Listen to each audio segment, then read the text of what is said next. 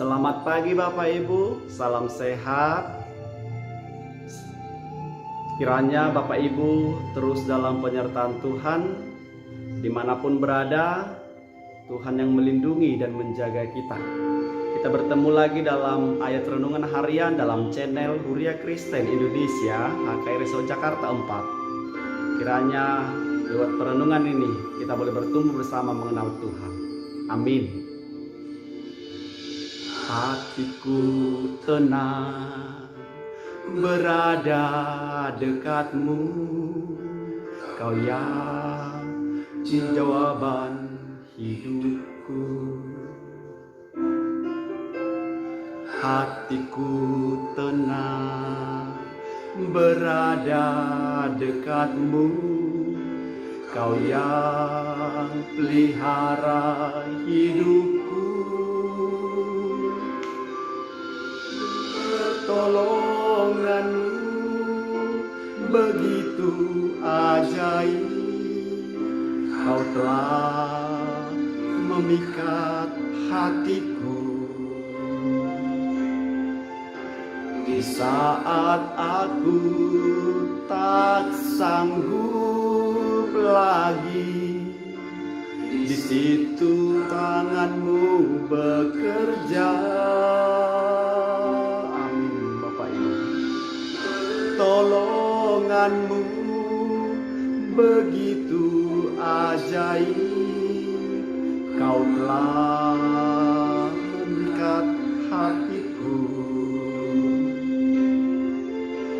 Kini mataku tertuju padamu, ku rasakan kasih-Mu Tuhan.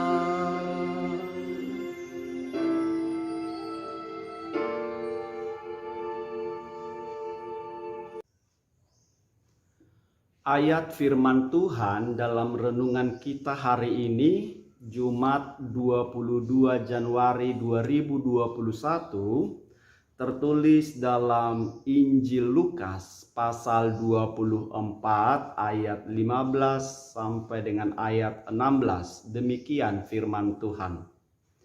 Ketika mereka sedang bercakap-cakap dan bertukar pikiran, datanglah Yesus sendiri mendekati mereka, lalu berjalan bersama-sama dengan mereka. Tetapi ada sesuatu yang menghalangi mata mereka, sehingga mereka tidak dapat mengenal Dia. Dalam bahasa Batak dikatakan demikian.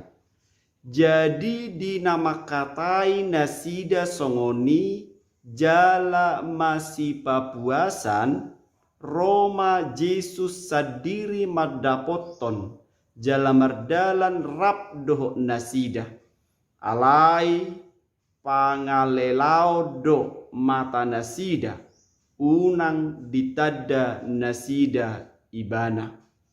Demikian firman Tuhan. Umat Tuhan yang dikasihi oleh Yesus Kristus, adalah sejak semula Allah ingin memperkenalkan dirinya kepada manusia. Allah ingin memperkenalkan dirinya kepada manusia melalui ciptaannya, melalui para nabi, dan pada zaman akhir ini juga. Ia memperkenalkan dirinya melalui Yesus Kristus, Juru Selamat manusia. Ketika Yesus naik ke sorga, Roh Kudus telah datang dengan tugas yang sama, yaitu memperkenalkan Allah dalam Yesus Kristus kepada kita, umat percaya. Karena itu, kuasa Tuhan akan dinyatakan sebatas pengenalan kita akan Allah. Kuasa Tuhan akan dinyatakan sebatas pengenalan kita akan Allah. Mari kita melihat perikop ini. Dikatakan dalam Lukas pasal 24 ini ayat 15 sampai 16 tadi bahwa ada dua orang murid Tuhan Yesus. Disebutkan dalam perikop itu Kleofas dan temannya. Mereka dalam perjalanan ke Emmaus pulang dari Yerusalem ke Emmaus.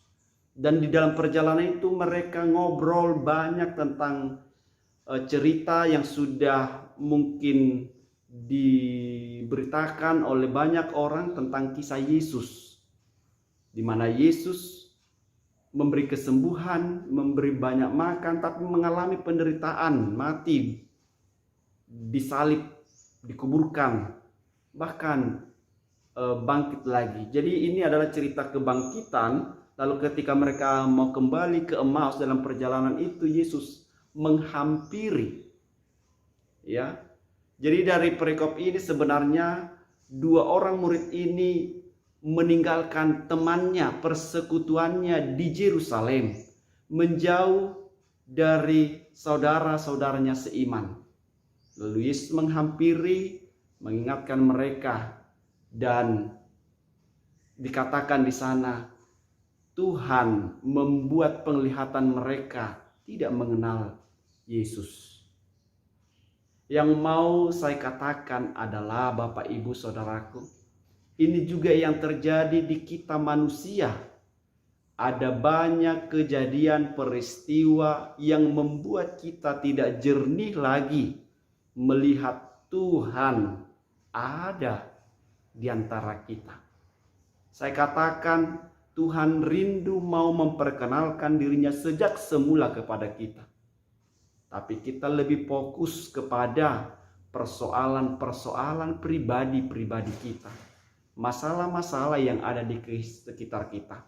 Saya tidak katakan itu tidak perlu untuk kita pikirkan, perlu, tapi mari kita lihat bahwa Tuhan, pengenalan kita kepada Tuhan boleh memampukan kita untuk melewati itu. Dua murid Tuhan Yesus ini, kalau saya melihat penuh kekecewaan, karena mereka melihat Yesus akhirnya yang mereka ikuti, guru mereka, Tuhan mereka itu mati, disalibkan, bahkan dikuburkan. Lalu mereka punya perasaan kecewa karena mereka meyakini Mesias Yesus itu akan menjadi raja untuk membebaskan mereka dari kekuasaan Romawi pada waktu itu. Tapi Yesus hadir untuk membukakan mata iman kita bersama, mata iman murid-muridnya, supaya melihat bahwa keselamatan Tuhan ada di sekitar kita, ada bersama dengan kita. Maka kita diajar lewat perikop ini, perenungan ini, biarlah persoalan-persoalan kita tidak menghambat kita untuk bersekutu dengan Tuhan. Bukankah demikian yang terjadi pada masa sekarang? Pandemi COVID-19 ini membuat kita terkadang tidak jernih lagi melihat Tuhan, tidak jernih lagi berpengharapan kepada Tuhan. Saya mau ingatkan kita, mari kita menyerahkan pergumulan kita terus kepada Tuhan, dan yakinlah akan janji-janji Tuhan di dalam hidupmu, hidup kita bersama. Hari ini kita kembali diingatkan dan mendorong kita untuk menemukan panggilan hidup kita. Kita terpanggil sebagai umat yang percaya. Kita terpanggil untuk terus melihat karya Tuhan di dalam hidup kita bersama.